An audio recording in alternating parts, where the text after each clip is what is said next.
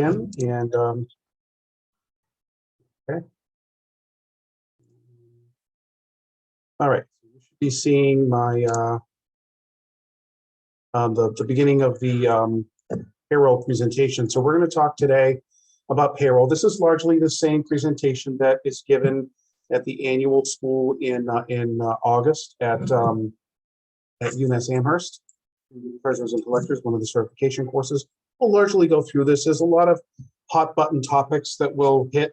If there are any questions, feel free to put them in the chat. I've got the chat up here, so I'll be able to see your questions as they come in. As Beth mentioned, this was supposed to be led by Jerry Lane. He's feeling a bit under the weather today, so he wasn't able to make it. But I did want to make sure I gave him credit because he did prepare all of these slides and that I'm going to be stepping through.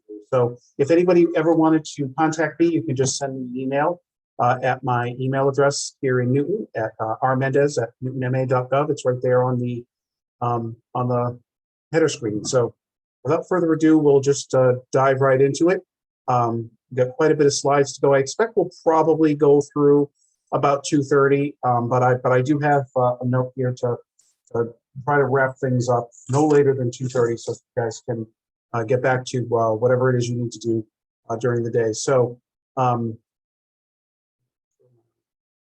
it's working. So there we go. So a couple of items that we're gonna talk about are looking at employees versus independent contractors. That's always the first question when you're paying somebody in payroll. Is this person an employee or not? And generally speaking, unless you're refunding somebody something that they paid, if you're paying somebody through an AP vendor check, an accounts payable vendor check, then that should pretty much be an independent contractor. And an independent contractor versus an employee, we'll get into that in just a minute. But stepping through the agenda a little bit more, we'll talk about new employees and onboarding new employees. What are the concerns that you have when you're onboarding new employees, especially in the municipal area where some things are very different than the private sector. Weekly payrolls or bi-weekly payrolls, if you do bi-weekly or semi-monthly or any of the other schedules. Some quarterly issues that we have to deal with. We have some filings we have to do quarterly. We have some filings we have to do annually. And then at the end, some miscellaneous issues. So moving on to introduce this whole concept here.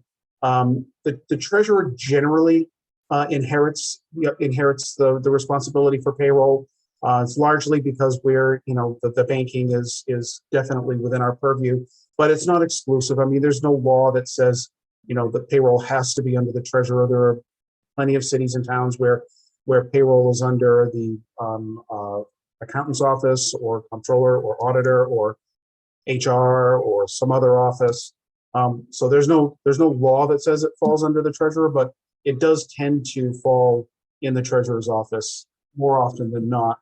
But we'll be talking about the laws affecting payroll procedures, and these are going to apply if you're the treasurer handling payroll, but they also could apply if other offices are handling payroll as well. So it likely is the treasurer handling these issues, but it could be some other department. So going back to the independent contractor versus employee question, that's always a gray area. People could fall into the independent contractor box very clearly. They could fall into the employee box very clearly, or a lot of times where this comes up for debate is the many gray sort of areas where it could be one or the other.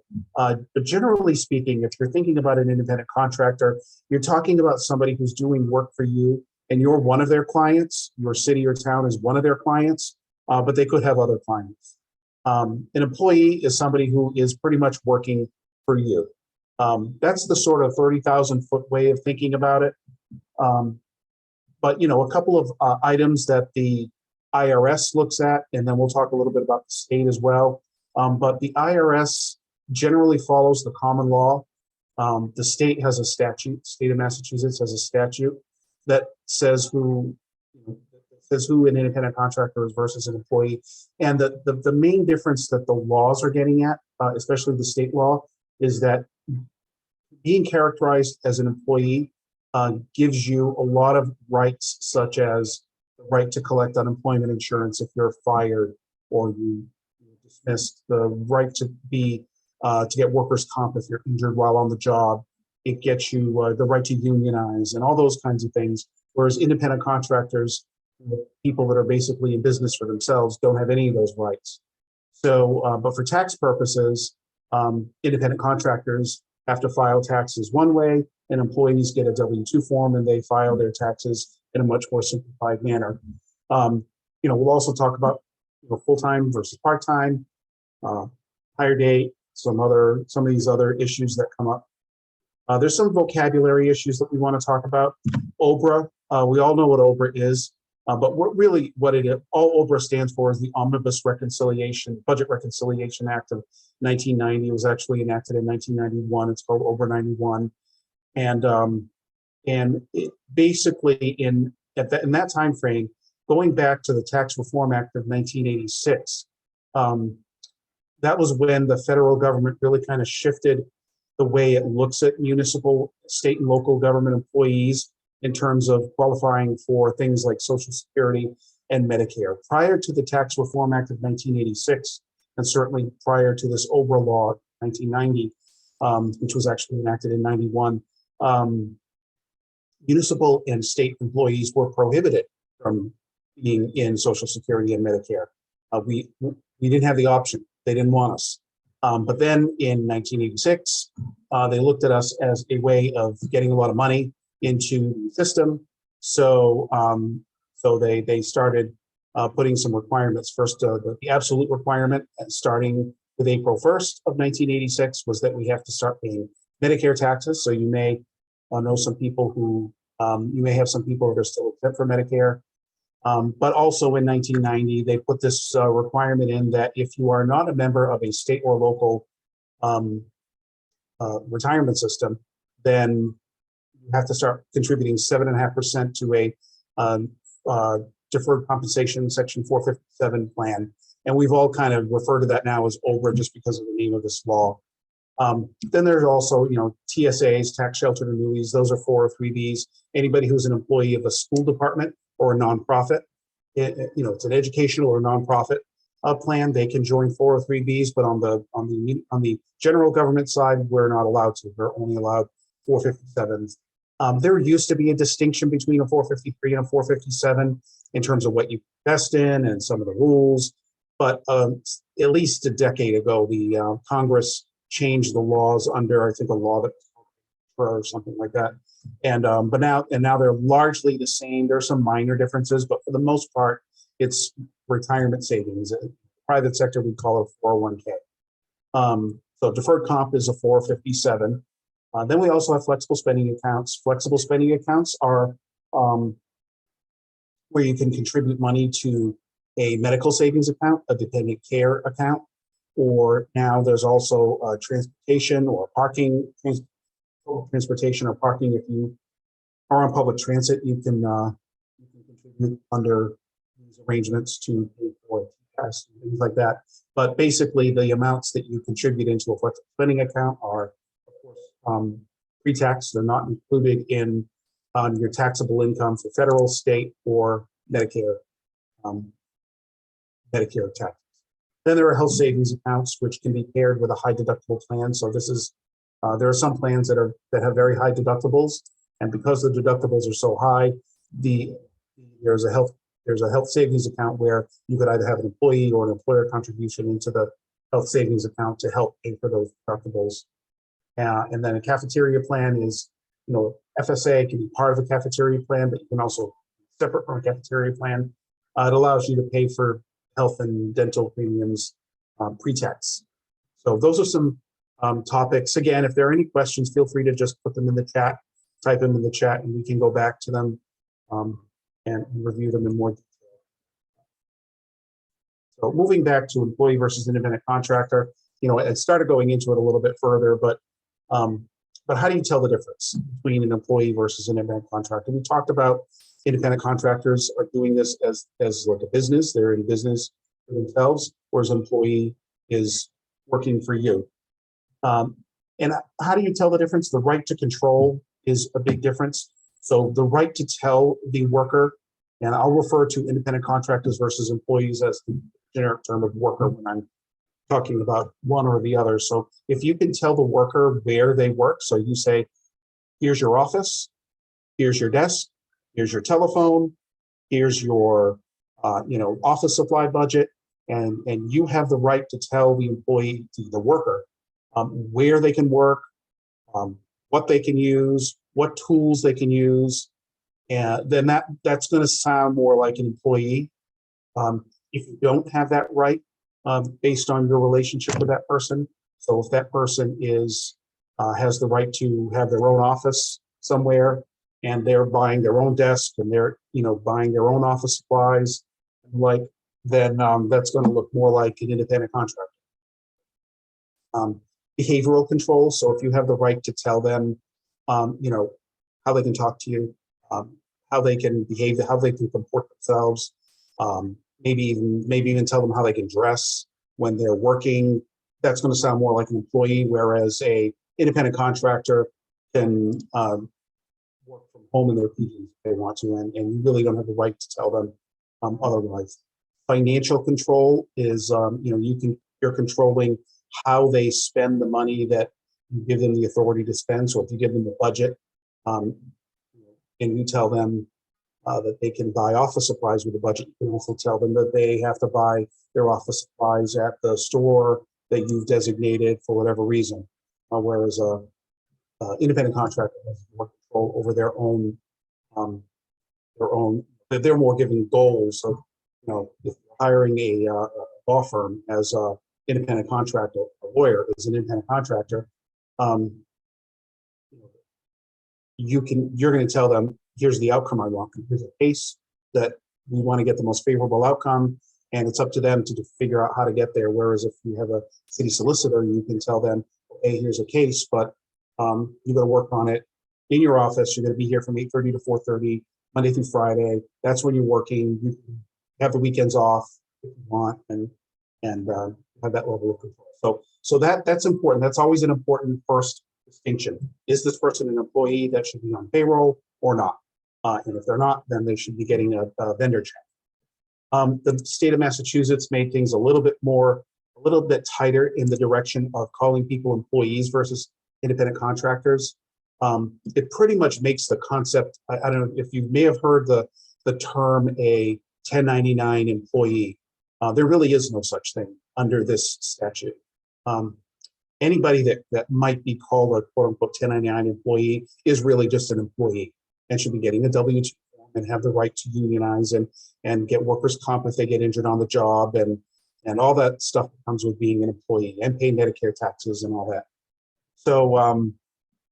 So probably going to blow through a lot of these slides very quickly because I kind of gone over them. But again, if there are any questions, type them in the chat and we'll address them. So this talks about the law that was enacted in Massachusetts years ago. This talks a little bit more about the behavioral control that I talked about earlier, financial control, again, and relationship of the parties. So those are the important considerations when determining whether you are dealing with an employee or an independent contractor. So if you're ever paying somebody with a vendor check for their personal services, you always get to ask yourself that question. You might really be obligated to put them on the payroll. Okay. So you can always, if in doubt, you can always send this form into Social Security, and they will, the 8 weeks is optimistic at best.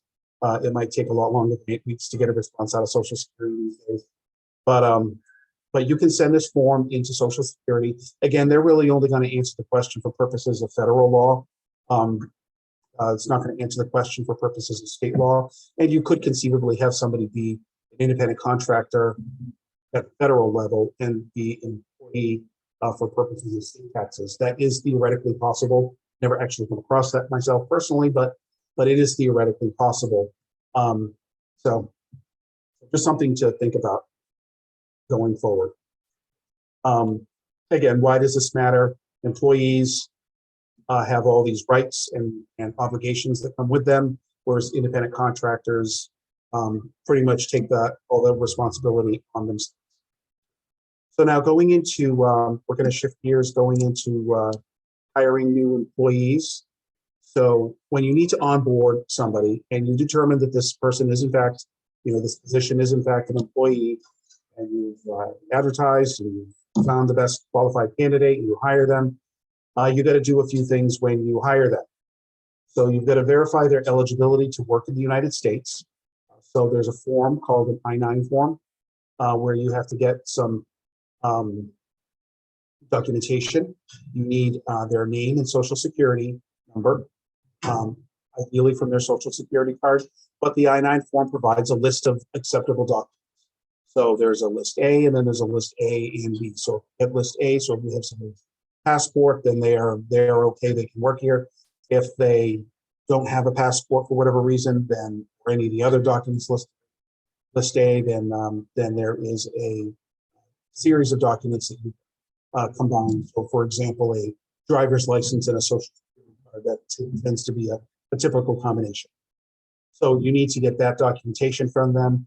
Ideally, you'll want to get their social security card so that you can see the spelling of their name and their actual social security number, because you want to make sure you get that information into your payroll system correctly, so that when you do upload W-2 forms to the Social Security Administration, that you don't end up with mismatch or errors that, because then you'll get an error letter that you then have to respond to and all that kind of stuff. So it's better to verify that information up front.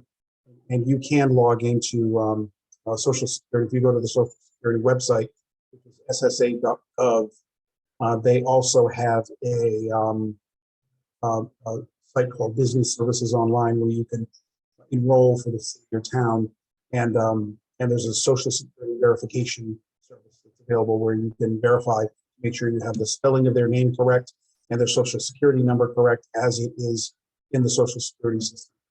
I've always had a requirement wherever I've worked that the name that we put in the payroll system has to match what the Social Security Administration has.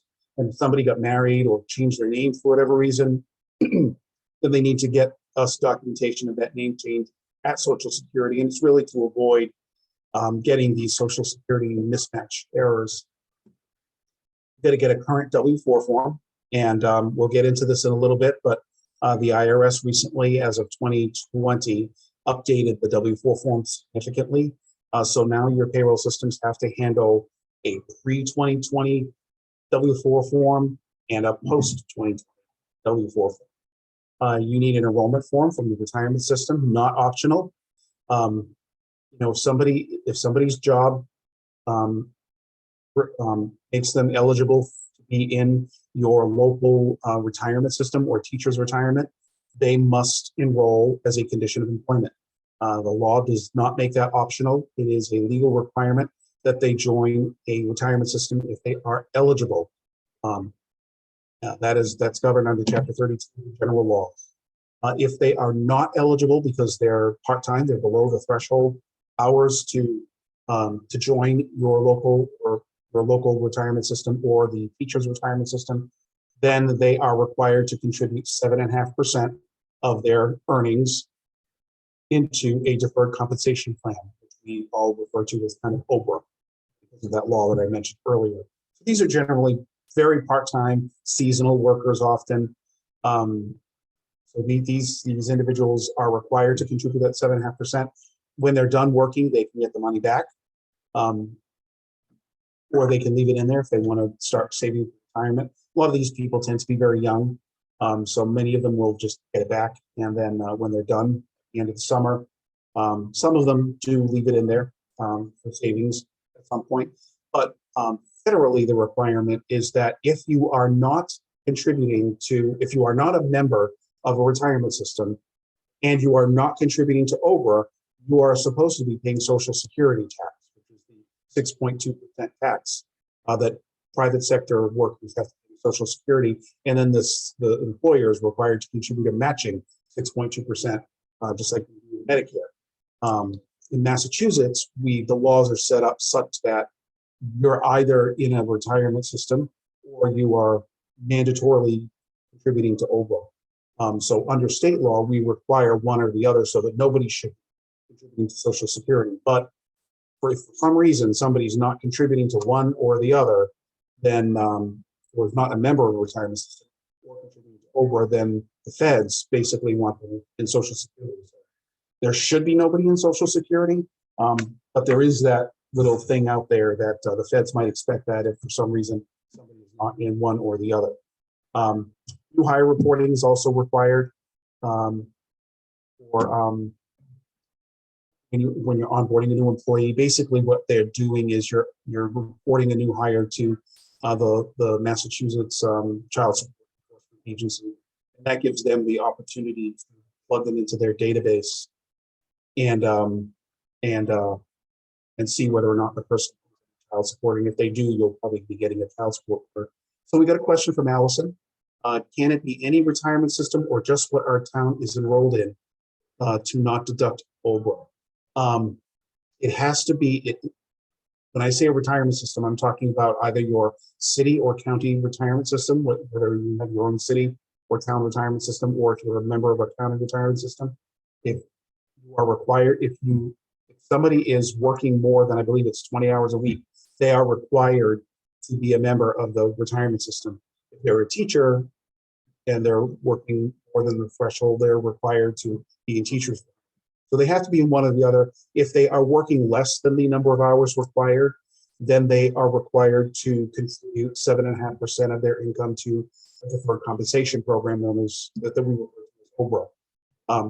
So it really does need to be one or the other, and it's not really optional on the part of the employees. Some employees want to try to opt out of it in some way, and they don't have that option. I hope that answers the question. But yeah, okay, good. But there is one exception that I did want to just sort of mention. If you have somebody who is a retiree, so you have somebody who worked for you and they retired, so now they're collecting their pension from the city retirement or even from teachers' retirement. They are a member of the system, or a member in retirement, member, I forget what they call it, a member in retirement, collecting their pension.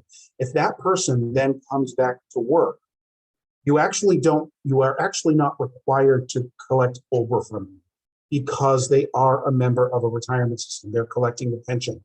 So that's kind of a sort of loophole, or kind of a weird exception. And I know that confuses a lot of people sometimes, and maybe many of you are right now going, what? But we actually did research that. I researched that several years ago with the PERAC, the agency that oversees retirement systems, and we also checked with some legal counsel at the time.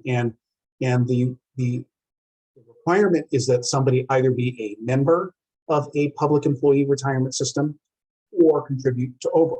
If they are a member of a retirement system, then they don't have to contribute to OBRA. And they don't have to be a member that is still contributing to the retirement system.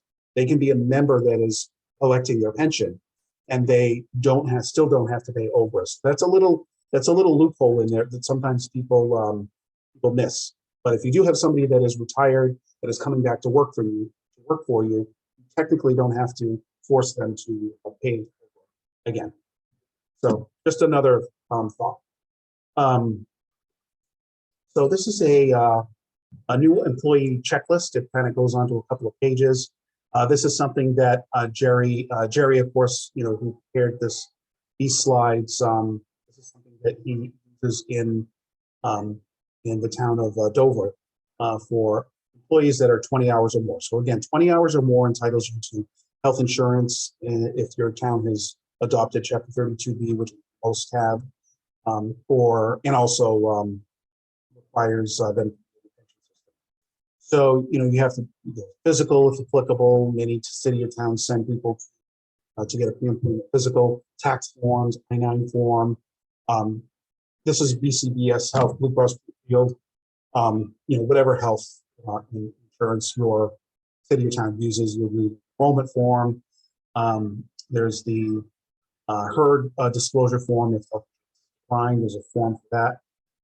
There's COBRA and HIPAA requirements. A lot of this probably comes from your HR department. Basic life, most of us offer that basic life insurance policy of $5,000, which what that would cover at this point. It's a very old, antiquated number, but still do offer that basic level of coverage. There's some other options as well, direct deposit, and so in ethics law, there are some requirements that people are supposed to, ethics training. Your city or town clerk should have more information on that. Right to know law. Then there's the flex spending account. There's different other requirements. There's a list of knowledge, disclosure that they understand what their rights are under the whistleblower statute, FMLA, various other forms. So, and then there's also briefings for people that are part-time. So you have seasonal workers. You have to get your W-4, M4, I-9, all the same forms from them. In this case, instead of a retirement eligibility form, you need to get a OBRA enrollment form. There's also the SSA 1945, which we'll get into in a minute. Direct deposit, and employee emergency contract form, some other thorough listing. So again, we talked about the I-9 required by Homeland Security to document employees and to make sure that they are authorized to work in the United States. If you are ever subjected to the indignity of an I-9 audit, basically the only requirement that you have is that you have these forms on file. So it's a good idea to keep them on file in the event you are subject to a worker eligibility audit. They can come in at any time. The government and the whatever agency is overseeing the I-9s at any one time. It's Homeland Security now that it's changed so many times. But they can come in and audit these, and you have to produce the form showing the employee's signature and showing that you view the documents. You're not required, interestingly enough, you're not required to keep copies of the documents. So you don't have to keep a copy of their passport. You're not required to anyway. You're just required to affirmatively state and sign. Somebody working for the city and town is required to affirmatively state that they looked at it and they viewed it and that it looked authentic. But you are required to keep these for 3 years after the hire date, and 1 year after employment ends, whichever is later. So if somebody is hired and they only work for you for 6 months, then you are required to keep that form for 1 year after the day they leave. If somebody works for 20 years, then you're required to keep that form for 21 years. So it is required to be kept. I would say just keep them all on file somewhere. Might not be there's a question raised that do they need to be in a separate file outside of the employee file? That's probably a good idea to hedge against an audit, although audits would be rare and random. But if you do get subjected to an audit, if Homeland Security does show up at your door and say, we want to see all your I-9s, and you have them, interspersed and buried in all the employee files, then it makes it more difficult to get. But so if you have them in a separate file, that probably makes it easier in the long run. But as time goes on, that's going to become a larger and larger file. So that's really a personal choice of your department. But it definitely would be easy to have Homeland Security show up at your door to see if you are obtaining these forms from all your workers. So these are the requirements. There's column A. We've all seen an I-9 form. I don't have a copy of one in the slides here, but you are required. There's a column A. That one document from that list is okay. So, for example, a passport. And then if they don't have anything in column A, then the worker is required to provide one from column B and one from column C. So column B will be identity, and column C will be right to work in the United States. So column B could be a driver's license. Column C could be a birth certificate. You have to get a birth certificate anyway from them because that's a requirement on the retirement enrollment form. So for this as well, and it's probably a good idea to get a copy of their driver's license. Cannot require their social security card, although it would be a good idea to try as hard as you can to get it, because you need to see that their spelling, or try to get some verification of what the spelling of their name is in the Social Security Administration's database, because if you submit a W-2, as I said earlier, that doesn't match up, then you're going to get a mismatched letter, and then you're going to have to chase them down at that point. So it's just kind of a good idea to head that off if you can. But a lot of people, I'm surprised a lot of people don't even have their Social Security card. Many people get it when they're small children, and then their parents keep it, I don't know where it is. So they can provide anything that is on that list. You can't limit what you want them to provide. For new hire reporting, there is an online ability to do this on mass.gov. So you can go to the DOR website and sign up for that. Probably a good idea to do that regardless, for things like paying taxes and filing quarterly returns. We'll get to all that in a little bit. It's required within 14 days of hire to report that you've hired a new employee. All newly hired independent contractors that are going to be paid more than $600 in the course of a year. So this would be not corporations, this would be individuals. So if you hire a individual to do snow plowing, for example, and you're going to expect to pay them more than $600, then you're probably going to be giving them a 1099. If they are not, if they're snow plowing as a business, they're legitimately an independent contractor, then you'll, in many cases, be signing them up as an individual with their social security number as their tax ID.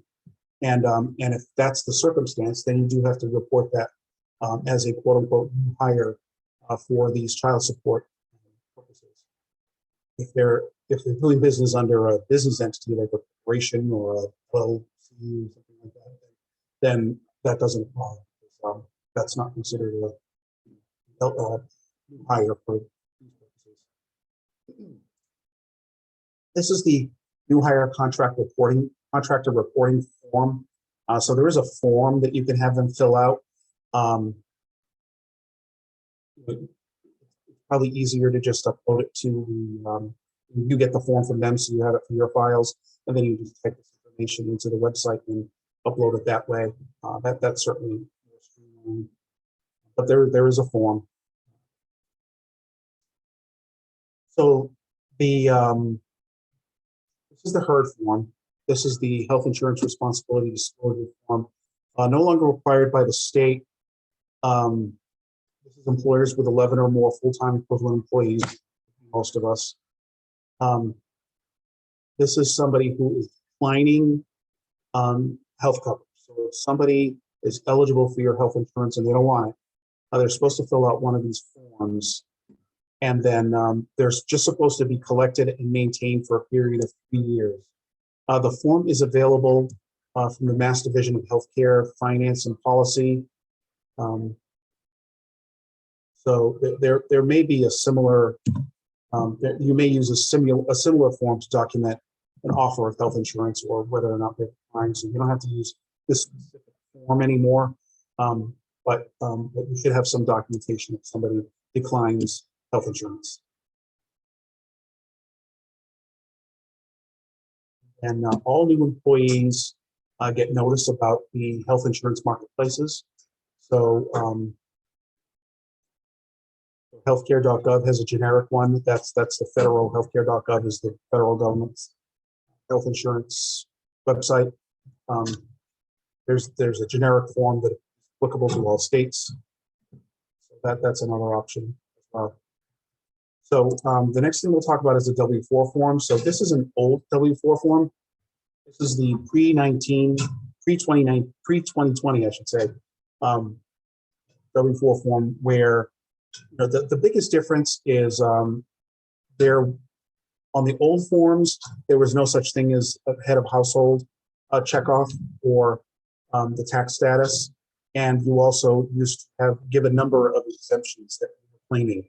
On the new form, you don't have to do that anymore. There is, you don't have to declare a certain number of exemptions. A little more complicated in how you fill out, income, and now you can include your spouse's income if you want to. And also there's a checkoff for head of household where that didn't exist before. But anybody who is a new hire at this point is required to use the 2020 form. So the older forms are really only for employees that were here before 2020. That gave you one of the old W-4 forms. You can still honor those. You're not required to get a new. When the change was made, you weren't required to get a new form from anybody. This is the M4. This is the state's version of the W-4 form. It's a little bit of a different form, but it does provide the same information. You can use the W-4 form for state purposes, although the state form does still ask for a number of exemptions. So if you do get a new W-4 form from somebody and you don't get an M4, then you do still have to withhold state taxes. But you would put them under the state as single zero, like you would under the old W-4 forms. If you didn't get a form, they would go in as single zero, which would hold the most amount of money from them. If they want to submit an M4 to claim more than 0 exemptions, then they can do that using the moving on to the earned income credit. Earned income credit, these are for very low pay employees. Basically, they can claim a credit on their tax return. Instead of paying taxes, they get money back, and they can get some of that money back through their pay. It's a way of giving them their credit that they get on their taxes in their paycheck. So you basically pay them money instead of getting money. But these again are for very low income employees. So date of hire, why is this important?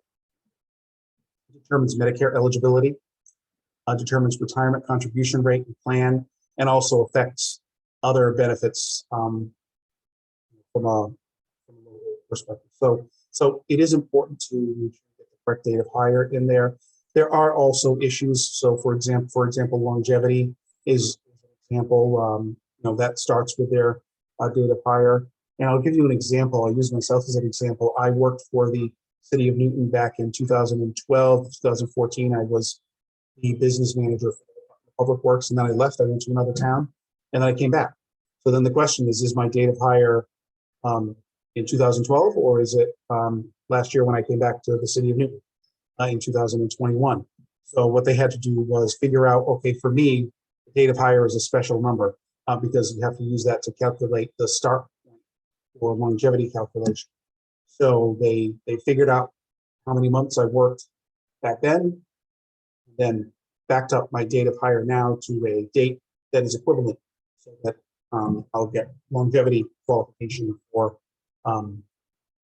when I'm eligible for it. So it has a lot of sort of it's not as straightforward as just plugging in the date that they start. It sometimes affects a lot of your benefits as well.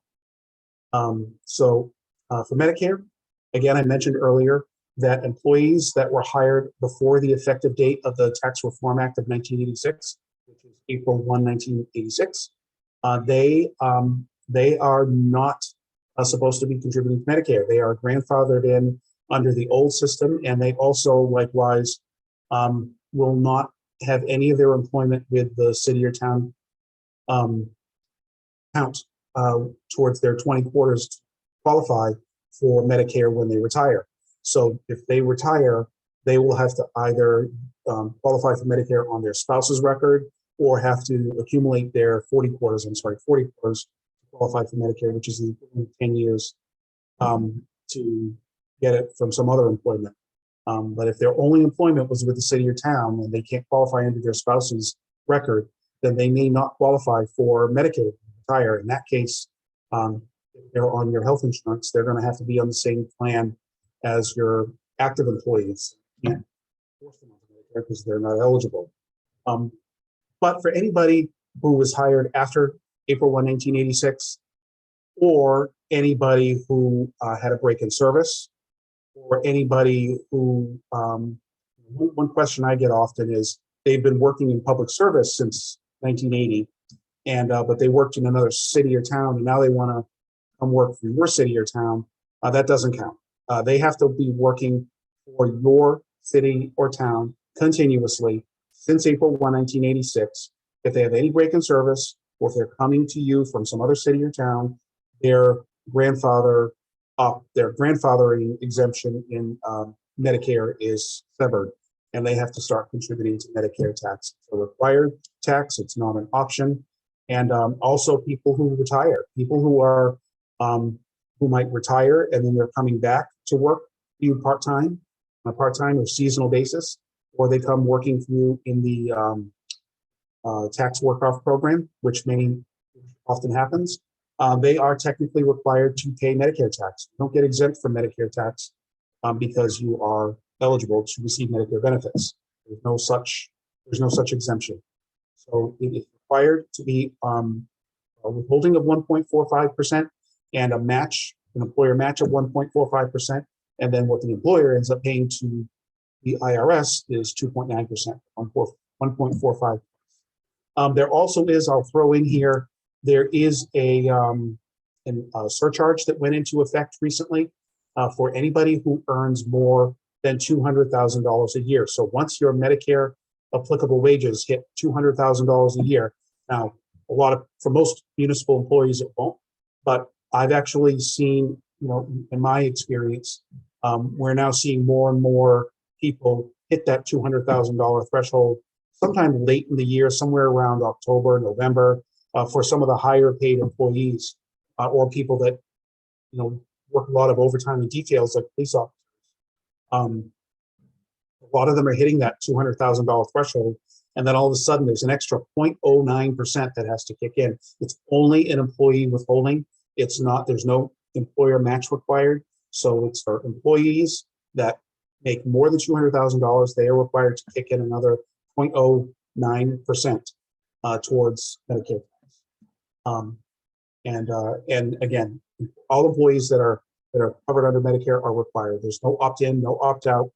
And if you have been working for the city or town since before 1986, you can't actually opt in. You are still under the old rules from pre-Tax Reform Act of 1986, where municipal employees were not allowed to be in Medicare at all. So it's really either you're out or you're in. There's no gray area there. Employees in Massachusetts are not covered by Social Security, and we are required to disclose that fact to workers when they are hired. This is a recent requirement. It dates back to 2013, so it's almost 10 years old, this form. You can see that the form was created in January of 2013. There was some change in the law, some major change in tax laws back then. And for any employee that is hired on or after January 1 of 2005, you have to disclose to them that the job you're hiring them to is not covered by Social Security. So they're not going to see Social Security taxes come out, and the time that they work for you is not going to count towards their eligible quarters, their eligibility for Social Security benefits when you retire. And also there is a requirement to explain what is called the windfall elimination provision and the government pension offset. So I'm going to flip to the next slide, and that provides, that's a copy of the form that they're required to sign.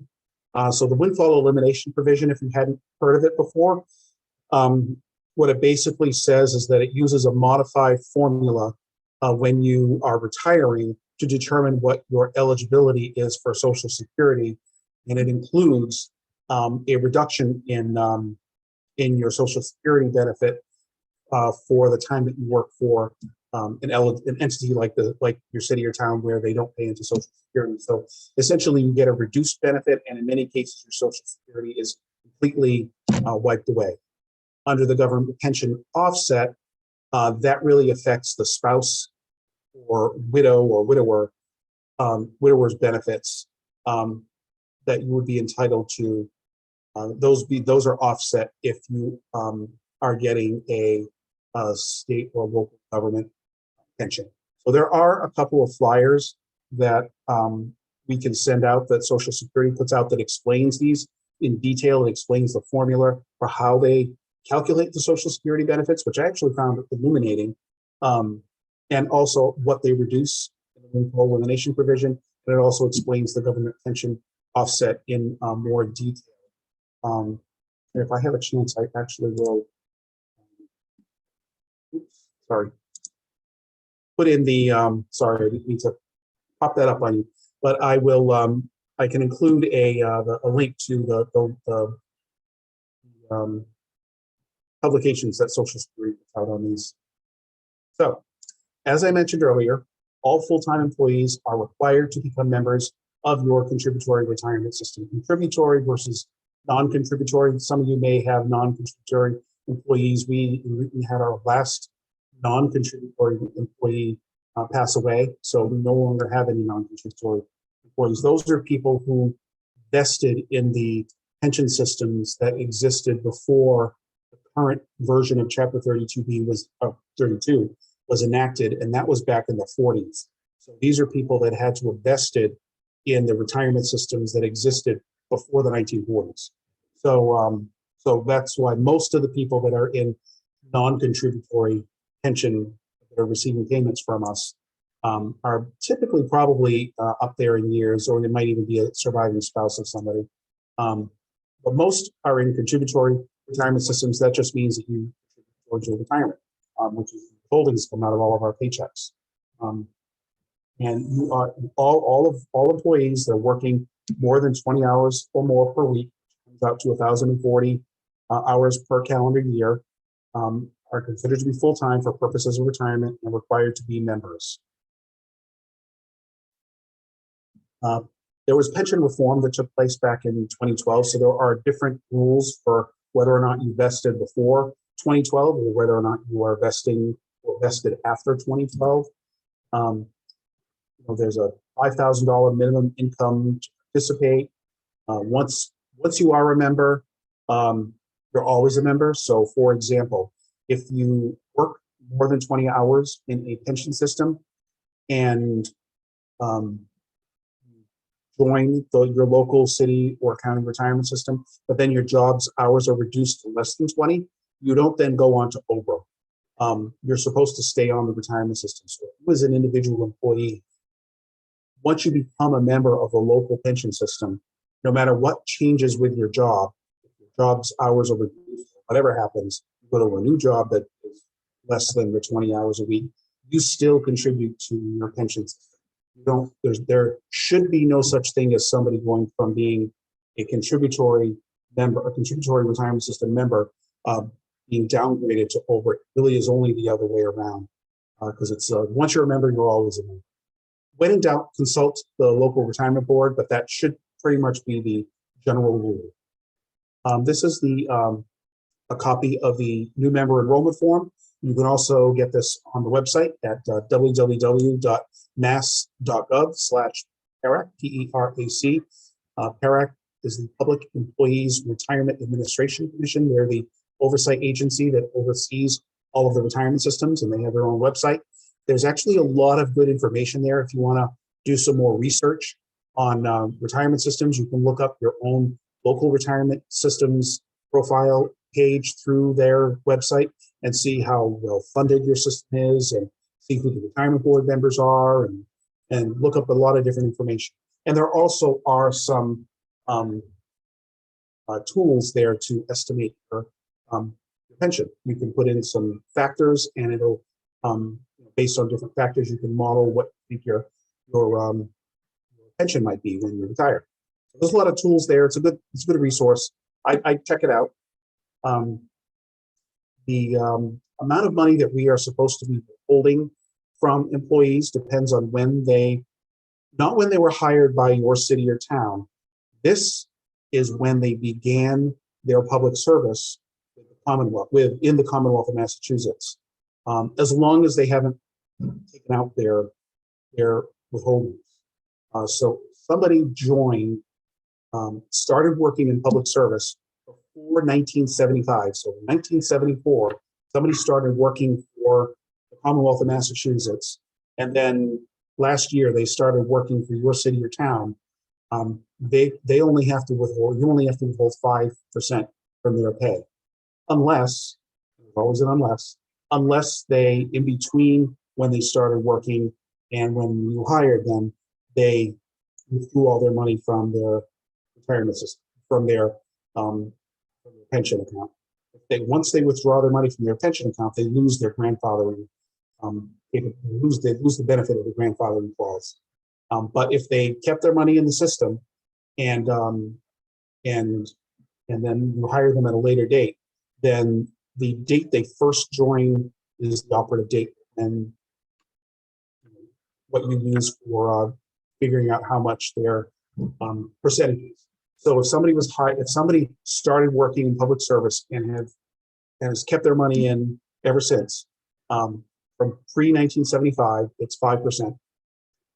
It changed to 7% in 1975, and it remained 7% until 1983, except that in 1979, in the middle of when it was 7%, the legislature then implemented this added 2%. So for anything above the equivalent of $30,000 a year, which is $576.93 or something per week, anything over and above that is charged 2%.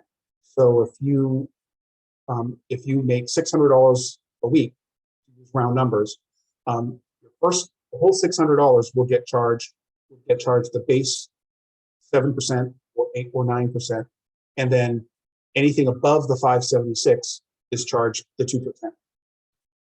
Then in 1984, the legislature increased the 8% to the 7% to 8%, and it became 8% plus 2%.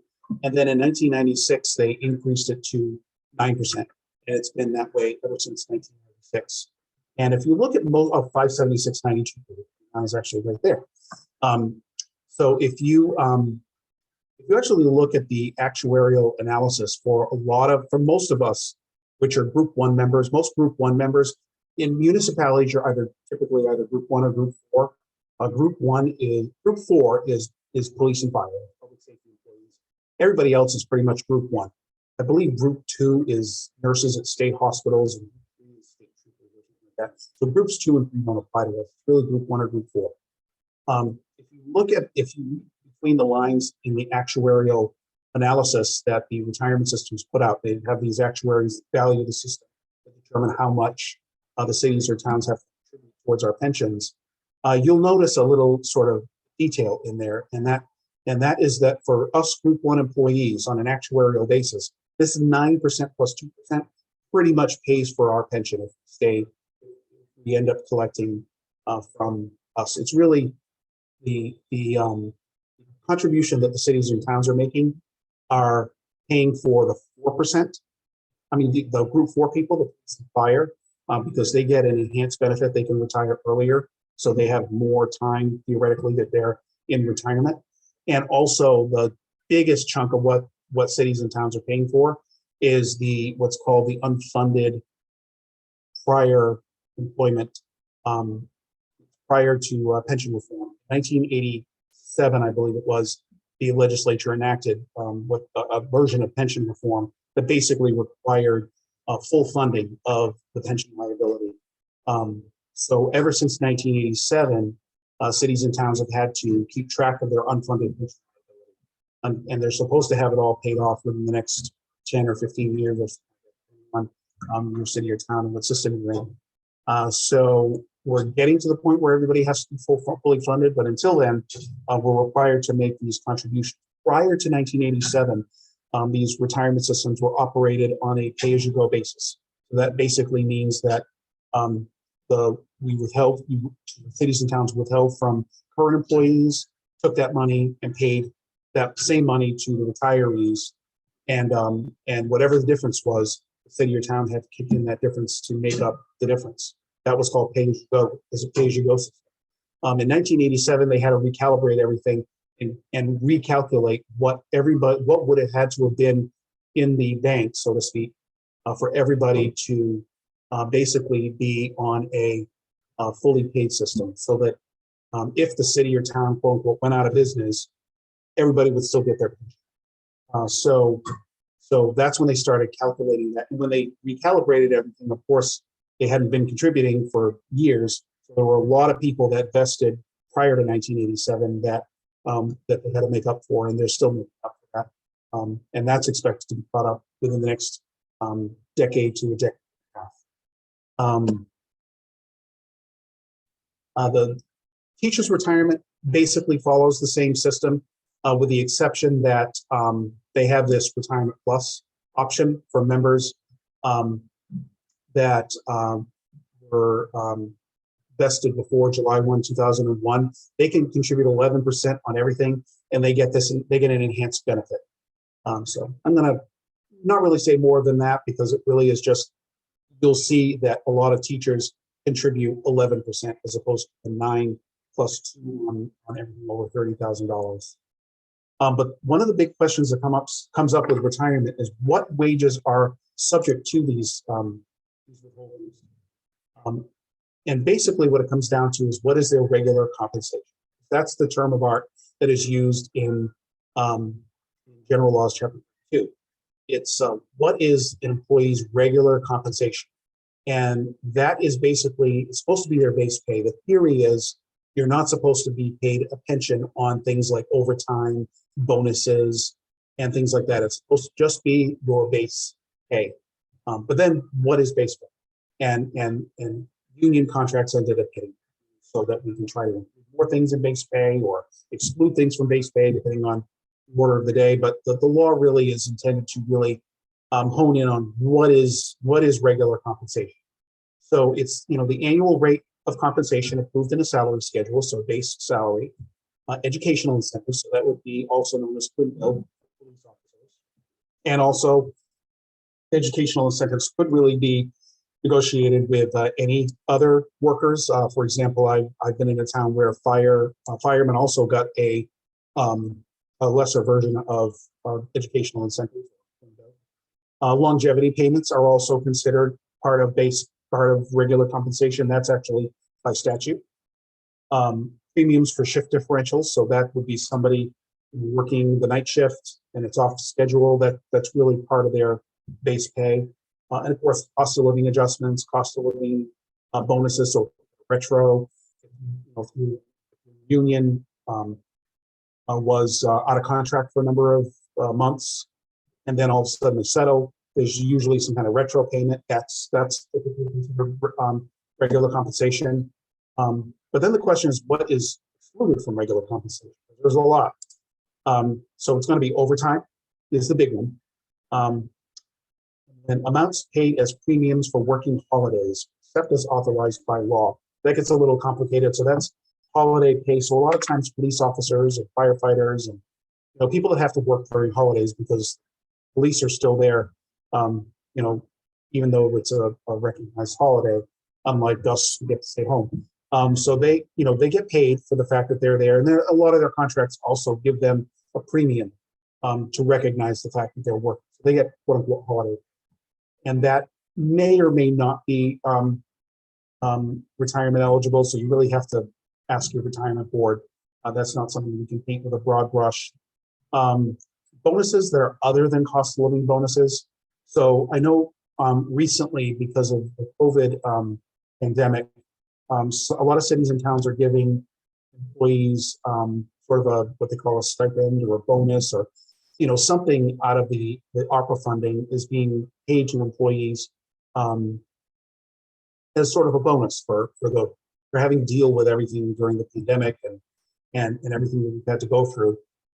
Those are, yes, the presentation will be shared with you. I believe Beth is going to be sending those out if I'm not mistaken. But it is, oh, yes, Beth said it's on the website already. It's already there.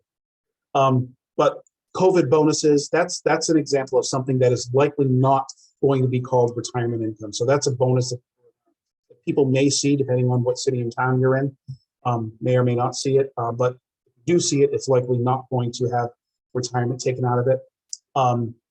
Clothing allowances, cleaning allowances, mileage reimbursements, expense reimbursements, those are not considered regular compensation, so you're not going to see retirement coming out of those.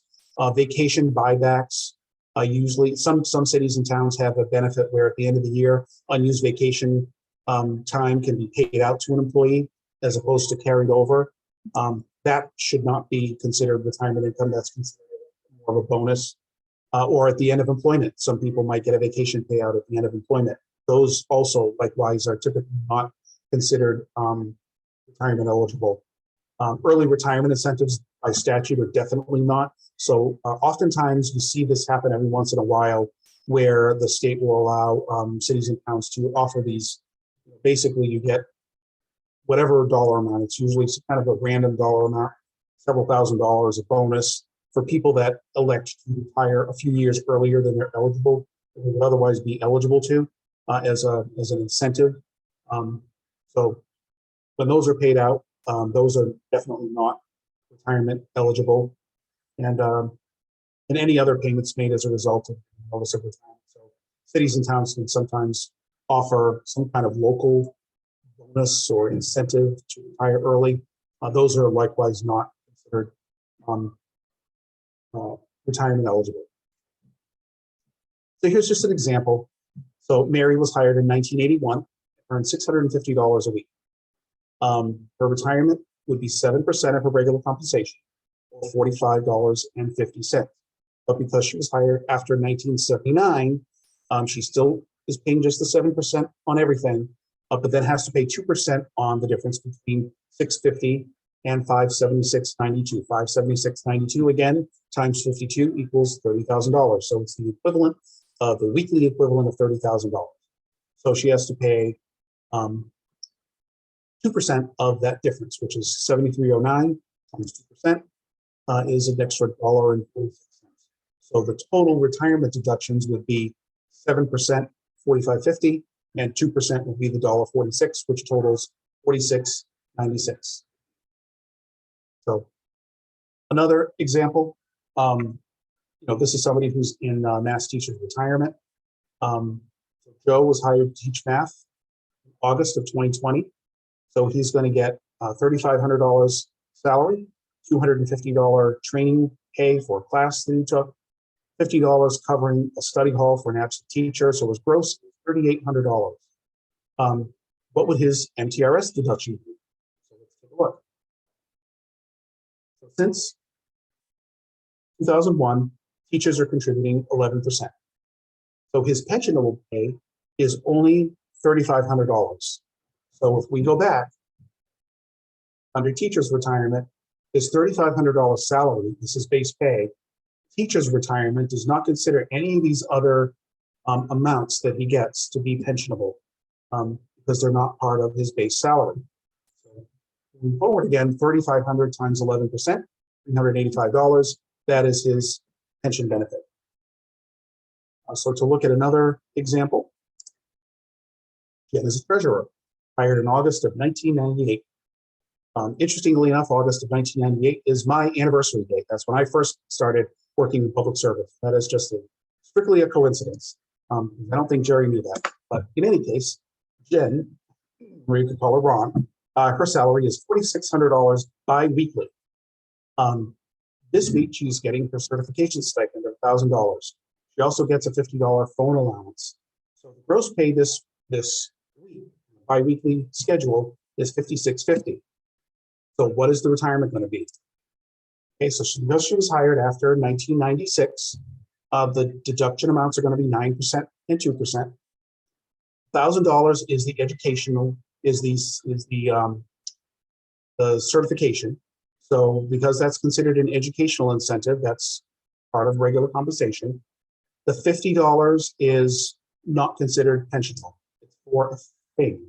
So what did Jerry call it? It was a phone allowance. thing is a phone allowance. So the phone allowance is not pensionable. So 46 plus the 1,000 is 9%. So $504 is the 9% part of the retirement deduction. And then for a biweekly paycheck, remember the $576.92 was for a weekly paycheck. So for a biweekly paycheck, you have to double that. So 5,600 minus 1153.84, which is the 576.92 times 2, is 4466. So the 4466.16 is what is subject to 3%. So that's $88.92. So then the total retirement is the 9% for 504, the 2% is 88.92, and that is a total of 592.92. Okay, so those are some examples of how pension deductions work in somewhat real life circumstances. So talking a little bit more about OBRA, we talked about this a little bit earlier, but again, just to remind you, you're required to contribute 7.5%. If you're not contributing 7.5% and you're not a member of the retirement system, the federal government says you should contribute, you should be paying into Social Security, but the state government says, no, we don't want anybody paying into Social Security.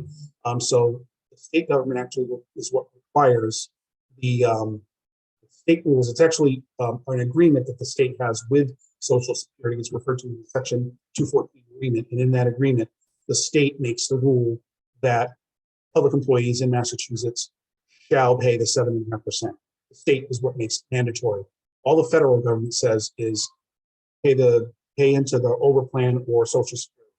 So it's really a state rule that requires everybody to contribute 7.5% to the deferred compensation plan or what we call OBRA. And again, employees may withdraw the funds upon leaving retirement. 457 plan provider, the town chooses how you want to administer the 457 plan. The state treasurer's office offers the smart plan, and then cities and towns set up their own 457 plans if they so choose. I'll tell you a quick story. The one town I worked for, we offered the smart plan, and then we had a town-sponsored plan that actually, through happenstance, ended up being with the same provider. So they were both. Smart plan is administered by Empower, and the town plan was also administered by Empower. And the only difference between the two plans, as a result, they ended up offering all the same investment options, and everything was the same except for the fees. The fees in the state plan, the smart plan, were lower than the town plan. But there were some people that were still in the town plan. We actually didn't offer it anymore to new hires. It was only employees that were in it from before. And I used to refer to the smart plan as the dumb plan because anybody in the plan could convert to the smart plan anytime and reduce the fees that they get charged. But many people opted not to do that. So that's why I kind of refer to it sometimes as the dumb plan. But many cities and towns do have a separate 457 plan that is not necessarily dumb if they're able to negotiate some kind of a good deal as an alternative to the smart plan. So the question is, what defines part-time? There's a question, OBRA covers part-time and seasonal. What defines part-time? Less than 20 hours per week, ? And that actually is the answer. Because if you're 20 hours a week or more, you are required to join the city retirement system, even if you're a seasonal employee. Some retirement systems will actually say, no, we don't want seasonal employees. So if it really is just a seasonal employee that's working for the summer, but they're working 25 hours a week, but they're really only going to be there for a month or two. Some retirement systems will get some sort of dispensation. I'm not sure how they do it, but they get a dispensation from PARAC to allow an exclusion of part-time seasonal workers. But generally speaking, if somebody is working not seasonally, but is working permanently, if they're 20 hours or more, they're required to be in the retirement system. If they are less than 20 hours, then they are not allowed in the retirement system. And therefore, they must be over because you can't pay nothing towards retirement. You have to pay something, And if you're paying nothing, that's something the federal government would say should be Social Security. The state government would say should be OBRA, and there never should be nothing unless you are retired and you're a member, again, receiving your pension benefits, in which case you are a member of a retirement system. You don't have to pay OBRA in that very limited circumstance. So again, some OBRA exceptions. So we talked about the retired employees, and then another example of a employees that don't have to contribute to OBRA would be election workers. And election workers are a very unique group. They are statutorily exempt under certain circumstances. The 1800, I believe, is now 2000. That goes up periodically. But election workers are statutorily exempt unless they make more than, it's 2000 now, unless they make more than that money. They're exempt from Medicare. They're exempt from Social Security tax. So they don't have to pay Social Security even if we were paying Social Security. So because now you've got the situation where election workers don't have to pay Social Security even if we didn't have OBRA, now it makes OBRA unnecessary because OBRA is not something that's going to prevent us paying Social Security because they're not eligible for Social Security anyway. So election workers don't really have to pay anything. They should still be in your payroll system because if they earn more than $600, that sounds like a 1099, but they're really supposed to get a W-2 if they earn more than $600. If they earn more than $2,000, then somehow you have to retroactively charge them Medicare tax because they're supposed to pay Medicare on everything. So they get there's some complicated rules regarding election workers that you should be familiar with. But they are an exception to OBRA. They don't have to pay OBRA. We talked about retired employees and also emergency temporary hires. So if you have some kind of a national emergency or a declared state emergency, and you have to hire people temporarily for work, then they are exempt from OBRA. There is a question about senior tax off employees. Do they have to pay into OBRA? That's actually an interesting. There was an interesting interplay. I don't know if I was around when that program was first enacted back in the 2000s, and the state tried to enact that program and say that they were exempt from taxation, that income was going to be tax exempt. And the IRS, uncharacteristically, was very quick to jump in and give its opinion. So the IRS said the state legislature has no authority to determine what is or is not taxable for federal taxable purposes. Therefore, Congress has never enacted anything to make senior tax work-off employees tax exempt. So they are taxed, that income is taxable federally. That means federal income taxes, that means Medicare taxes, and it means Social Security taxes. So the only thing that exempts them from Social Security taxes would be they paid OBRA. So if you've got somebody not paying into OBRA, the federal government would say, we want Social Security tax. So OBRA is the only thing preventing you from doing that. I do know a lot of communities that just don't. I mean, the amounts are so low that they're just willing to take the risk that if the IRS came in, audited them, that they would be willing to just pay the Social Security tax in those instances. But that is a risk. That is a risk that you're taking because you're technically non-compliant if you are not charging OBRA. It is a little counterintuitive because you get somebody who's may or may not be retired. A lot of election workers, a lot of clerk's offices are hiring some younger people for election workers. Historically, it's older people that are around during the day.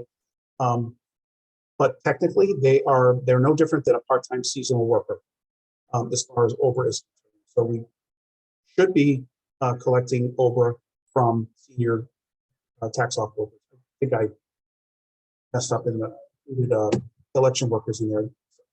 Sorry. And senior tax off workers are technically supposed to have, but I do know that there are cities and towns that just and are willing to just take the risk that if they get audited, they'll come up with the money at that point to pay Social Security, which is the risk that they're taking. So that is That is OBRA. There is a copy of the Smart Plans OBRA enrollment form. You can, cities and towns, similarly to how you can set up a 457 plan, deferred compensation plan, separate from the Smart Plan, you can also set up an OBRA 457 plan, separate from the Smart Plan, but many just use the Smart Plan. Poll workers, just to clarify, all poll workers should be on OBRA. No, poll workers don't have to be. Poll workers, if they end up not, unless they make more than $2,000 a year. If they make more than $2,000 a year, then they become retroactively Social Security and Medicare eligible, which means that if they become Social Security eligible for us in Massachusetts, that means OBRA eligible. But if they make less than in the course of the year, they make less than $2,000 and they don't have to pay Medicare, then they also don't have to pay Social Security, which to us means they don't have to pay OBRA. So that's the short answer to that question. If they make less than $600 in a year, then you don't have to do a W-2. You don't have to report anything. So here's the Smart Plan form, and I am mindful of the time, so we'll probably be cutting this short. But again, if there are any questions, I will try to leave a few minutes for questions at the end, but just put them in the chat like people have been. Okay, so we'll talk briefly about cafeteria plans. Cafeteria plans are voluntary deductions, but they are pre-tax.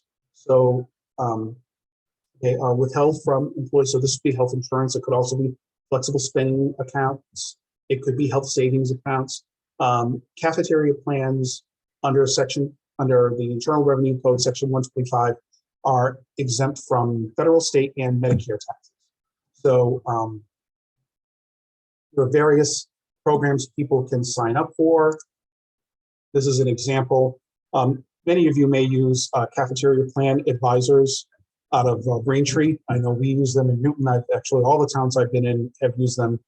They may have cornered the municipal market on flexible spending accounts, but this is an example of their form that they use, and basically it just authorizes them to be taxed. So when you are withholding pre-tax, the federal income wages that appear on the employee's W-2 form are going to be their total income less these pre-tax deductions, so that what you're showing as wages on their W-2 form is going to be the difference, the net of the real gross minus their pre-tax deduction. That's how they get the benefit on their tax return. They're paying income taxes on a lower wage amount, and it's reduced by the amount of these withholdings. So that's kind of how that works. So this just kind of explains that. And then there's a little bit of a calculation. So this is something that's actually helpful to do when you're looking at your W totals at the end of the year. If you want to make sure the math comes out right, you take your gross wages, your total gross, subtract the pre-tax deductions. So that would be health insurance, dental, medical, dependent care reimbursement, and that equals your Medicare taxable wages. And then from Medicare, you subtract deferred compensation, because deferred compensation 457, 453, 403B plans are exempt from federal taxes, but not exempt from Medicare taxes. So you subtract out the 403Bs and the OBRA, and that gets you your state wages. And then from state, you subtract out the teachers, county, city retirement, and that gets you your federal taxes. So kind of flip that's on its head. Federal taxable wages exempts all of the so-called pre-tax deductions. So that would be health, retirement, and city and teachers retirement. Medicare wages, only health, basically section 125, cafeteria plan deductions, and health and dental is deductible for Medicare. And for state, everything is deductible except for county and teachers retirement, because you take that deduction on your return and you're capped at $2,000. So you take that we all take that on our return. So you can't deduct that from state wages. So that's just sort of a little math check to do on the W-2. And you can also do it on somebody's paycheck, wondering whether or not they're taxed properly. So this again is looking kind of at federal income taxes. You know, there was you may have seen the tax tables. This is sort of how they were calculated before 2020. So federal income tax is the old way. You had to declare whether you were single or married, or if you wanted to be married and you wanted to be withheld at the single rate. So even though you were married, you could say, I want to be withheld at single, and you had to declare a number of exemptions. And if you didn't declare a number of exemptions, then the default was 0. And if you didn't declare a marital status, or you didn't turn in a W-4 form at all, then the default was single 0. And this is how they calculated wages. So there was a tax table and a formula involved. Most of your payroll systems have this tax table kind of programmed into the back, and usually, and it typically gets updated by the IRS every January 1st, and you update these tables every January. So if you haven't updated it yet, now is definitely the time to look up the new tables and update them, because anybody that hasn't given you one of the new W-4 forms, the IRS did release a new tax table that's supposed to be used beginning January 1st. So for 2020 on, the whole way the W-2 works was, the W-4 works was changed. So there is a new form out there. You can get it online at irs.gov. If you just Google 2020 W-4 form, you'll get it as well. And there's a new formula. Basically, they did away with the whole concept of declaring the numbers of exemptions, added head of household as another filing status, and now they calculate based on the standard deduction instead. And it's all embedded in the formula. So it's a somewhat simpler formula because it doesn't include exemptions. For the Massachusetts income tax withholding, basically the first $2,000 per year of combined Medicare and city or mass teachers retirement withholdings are exempt from the withholding calculation.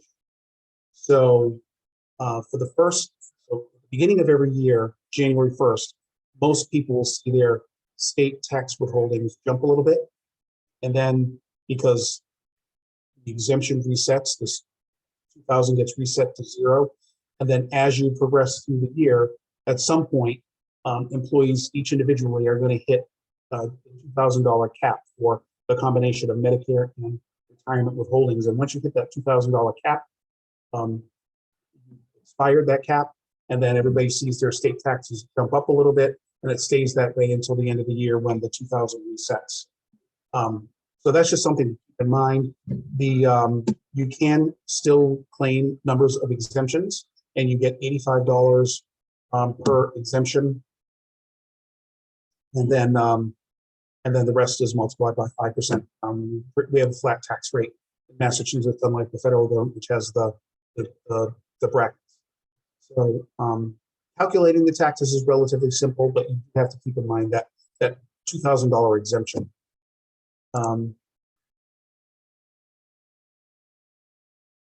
So this is an example of a timesheet that gets turned in. Timesheets are supposed to be signed by the department head, quote unquote, under the penalties of perjury, meaning if they lie, they can go to jail. So I don't think I've heard of anybody going to jail, but technically they are supposed to sign under the penalties of perjury, and they are the one that ends up on the hook if the employee ends up willfully and knowingly getting overpaid. So they're the ones that are supposed to be managing your employees. They're the ones on the hook, not you as the treasurer, or not your treasurer as the treasurer, I should say. But we are supposed to make sure we get a timesheet from each department head that is signed under the pains and penalties of perjury, so that in the event there is some statement, then that's the person that gets looked for correction. So weekly payroll information required on the payroll. This is just sort of that there is a statute that requires certain information to be on the sort of payroll warrant, so to speak. There's an example that provides, I think this probably comes out of, yeah, this looks like Munis. So this is what comes out of Munis. So this is just sort of an example of a payroll, what a payroll report looks like. And then of course there's a warrant. The warrant in most towns has to be signed by the town accountant and also the board. The board can vote to have one member sign for the board, which is a recent change in the law. It used to be that you had to have a majority of the board sign, but the board now can vote to have one member sign, and then they have to approve it and vote at their next public meeting. There are some towns that you can have this changed in the charter. So for example, I used to work for the town of Swampscott, and in Swampscott, the Swampscott town charter actually made a change to this, because it's the general laws that say that the selectmen have to sign the warrant. The town charter, which is technically a special act of the legislature, can name somebody else. And in the case of Swampscott, the town charter named the town administrator. So when I was in Swampscott, the town accountant and the town administrator signed the warrants, and that was allowed. The auditors allowed that, the state allowed that, because it was in the charter. What it can't be is, it can't be a general bylaw of the town. A general bylaw of the town or a special bylaw or anything enacted locally cannot supersede the requirement in the general laws that the selectmen sign a warrant. But a town charter, which is a special act of the legislature and has the force of a special act, can. So there might be some examples where you might see a town administrator or a town manager signing the warrant. It's not common, because somebody has to remember to do that when they're enacting the town charter. But if you've got a town charter review committee that's engaged in reviewing your town charter, that might be a good suggestion if that's something they want to do. In cities, it's typically the mayor that signs. So I'm here. So we have a city controller that replaces the town accountant in a town. So the controller signs, and then it goes to the mayor signs, and then I have my warrant. So those are some differences from city town to city and town. So I'm going to bypass the payroll example just in the interest of time. A couple of things I did want to just kind of talk about were tax deposits. If you are paying more than $50,000 a year, you're required to pay electronically. But if you do pay less than $50,000, you can pay the IRS monthly. You technically can pay with a check. You can also sign up with EFTPS, Electronic Federal Tax Payment System. Actually, on the prior one here, you can sign up. It's free to actually sign up. And you can likewise sign up with Mass Tax Connect, which is the state's way of paying them electronically. You just have to identify a bank account for them to debit, and then you can pay the feds in the state electronically. And I find it useful because you can actually download histories of when you made payments, settlement dates, and you can use that when you're analyzing quarterly to file your 941s, which is another quarterly requirement. We have to file quarterly with the feds, with the IRS, and we have to file a 941 with the state. What those filings basically do is tell the IRS how much we paid in wages, how much we withheld. It calculates the Medicare tax, and then you put in the amount of payments that you made. And then they will then do a calculation to determine whether or not everything was paid on time. You have to also file a schedule with the IRS. It's called Schedule B, that tells what day your payroll dates were. And then they'll make sure that all the payments were made on time. You won't want to get a letter from them if payments weren't made on time, because that letter will include a penalty. And you don't want to get into one of those fights with the IRS. So make sure all of your payments are made on time, and make sure if you use EFTPS to get the acknowledgement that has the acknowledgement number on it, verifying that they received your payment, so that you don't end up inadvertently not paying them. Very important. Some other monthly reporting requirements, deductions for TSA plans. Might have to pay some. We do it weekly. We actually report weekly. to our TSAs. We turn the money over to them every week with payroll. There's a monthly report. Probably need to give you a retirement system and the teachers' retirement system. I know teachers wants it monthly. Our retirement system, takes our report weekly. Just every time we do a payroll, we have an upload that we give them. They upload it into their system. That gives them all the information they need. There's also a Massachusetts quarterly tax return that's required to be filed that tells the state. The state doesn't really want to know quarterly how much wages you are paying. They just want to know the withholdings. Then you can file that with the state, and you can pay the state through Mass Tax Connect. You also have to file with unemployment agency. The DUA is the Division of Unemployment Assistance. So there is a required data file that has to be uploaded to their website that tells the unemployment agency how much you pay each of your employees, so that they can keep track of earnings. So that if somebody does get terminated, they can more easily figure out how much their unemployment insurance will be. Some other annual reporting requirements, of course, the W-2s, which is timely because everybody should have had their W-2s in the mail by Monday. This past Monday, January 31st, was the deadline to mail out W-2 forms. The W-2-3 is just what you file with the IRS, not with the IRS, with Social Security. It's like a cover sheet for the W-2 forms you upload. Of course, 1099s to workers that are independent contractors. They get their 1099s. They're supposed to have them by last Monday. And then, of course, the 1095C and the 1094C, those forms are associated with the Affordable Care Act. Those are forms that basically tell the IRS, even though you're required to send the forms to the employees don't need them for their taxes, but it does tell them what you reported to the IRS in terms of whether or not they were offered health insurance. And then I'll breeze through the rest of these. COBRA is just employees come off your health insurance. They have to be given this opportunity to retain health insurance if they pay the full cost. Some miscellaneous payroll related issues, which protects their privacy for their health insurance and their health related information.